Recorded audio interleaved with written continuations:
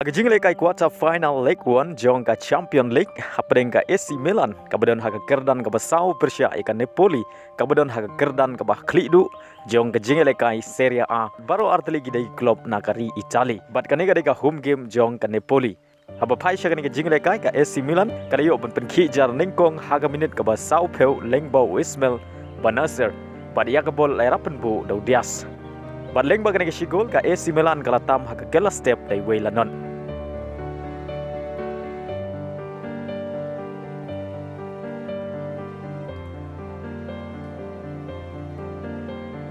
Bad haga kelamit ka jing lekai kadang kham itanat haga babaro arteli ki kenhun kila seibor yo pen khijar enrai dei haga minit ka bah nyau peu sau ka Napoli ka haban lekai tang shi peu ngut hadin bo an goi sau le yo ban priang ya ka red ka hadin bo le yo ya arteli ki yellow ka tang haki sau minit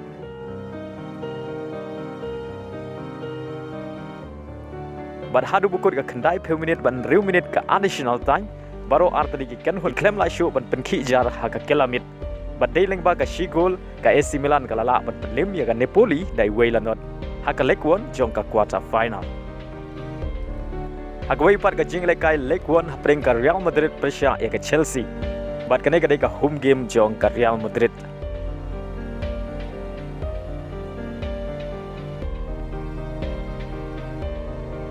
apa pai syakani ka jing lekai ka Real Madrid kala yo bat berkhijar ningkong tang haka minit ka ba arpeway lengbau Karim Benzema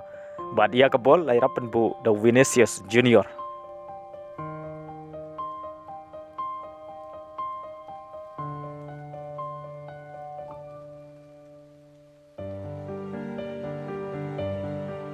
dai lengba kan ke sigol ka Real Madrid kala tam dai weilanot haka kala step